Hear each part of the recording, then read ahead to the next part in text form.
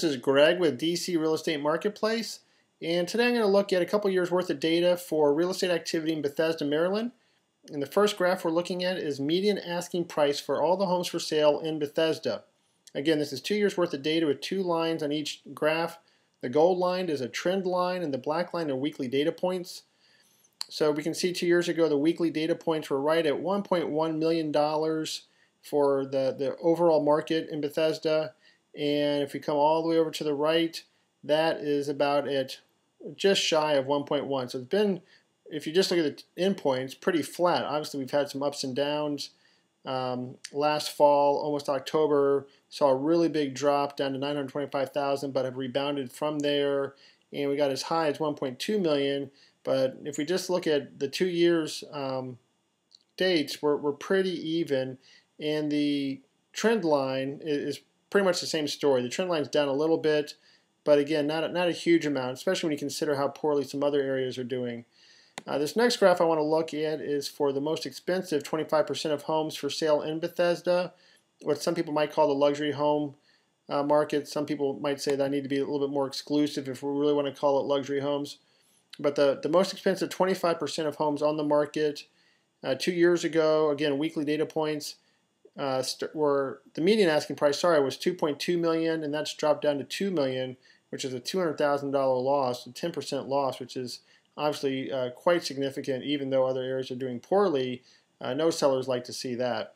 The trend line is a little bit different in that started about 2.13 million, and that's actually up a little bit, but it hasn't had time to really take into consideration this huge drop that we saw the past couple weeks. And that'll catch up. So it doesn't look like the market's especially doing well for the higher end homes.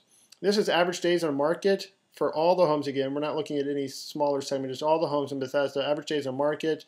A year ago, we were about 127 days on the market, and that's actually fallen, which is contrary to what a lot of people would think.